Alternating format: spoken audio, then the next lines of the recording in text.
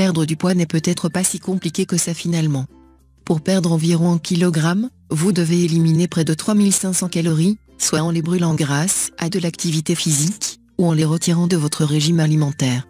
De ce fait, en limitant votre consommation de calories à 500 par jour, vous serez en mesure de perdre 1 kg au bout de 7 jours. Comment réduire sa consommation de calories?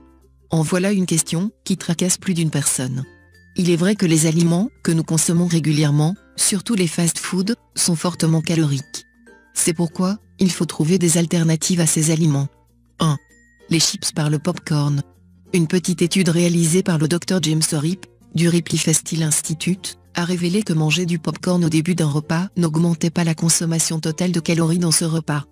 Par contre, manger des chips de pommes de terre va augmenter l'apport calorique total de 12%. 2. La mayonnaise par la moutarde. La mayonnaise a un taux de sucre très élevé, et a une forte teneur en matières grasses saturées. Par contre, la moutarde renferme à la fois de très faibles quantités de sucre et matières grasses. Ce qui en fait une excellente alternative à la mayonnaise dans votre régime alimentaire. 3. Le riz blanc par le riz brun. En effet, le remplacement du riz blanc par le riz brun peut aider à booster le métabolisme, à perdre du poids, et ainsi éviter les problèmes de santé associés au surpoids. De plus, le riz brun a aussi plus d'éléments nutritifs, il est très riche en fibres, vitamines et minéraux. 4.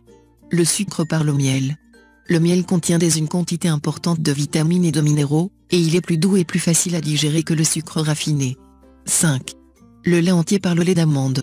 En effet, le lait d'amande est aussi une bonne alternative au lait entier. Le lait de vache contient beaucoup plus de sucre et de gras que le lait d'amande ou d'autres laits à base de plantes. Le lait d'amande ne contient ni cholestérol ni lactose, et est souvent consommé par ceux qui sont intolérants au lactose et d'autres qui souhaitent éviter les produits laitiers, y compris les végétaliens. 6. Le sel de table par le sel de l'Himalaya. Le sel, c'est du sel, n'est-ce pas? Pas du tout. Le sel que vous voyez normalement au magasin et au restaurant est le genre de sel que les médecins vous disent d'éviter si vous surveillez votre tension artérielle et si vous êtes censé réduire votre consommation de sodium. Il est dépouillé de tout nutriment et ne fait pas vraiment beaucoup de bien pour votre santé. Le sel de l'Himalaya, par contre, est un sel pur qui a été préservé au cours des milliers d'années par les couches de neige. Il est riche en minéraux, et est beaucoup plus facilement absorbable sous sa forme cristalline pure. 7. La farine blanche par la farine de noix de coco.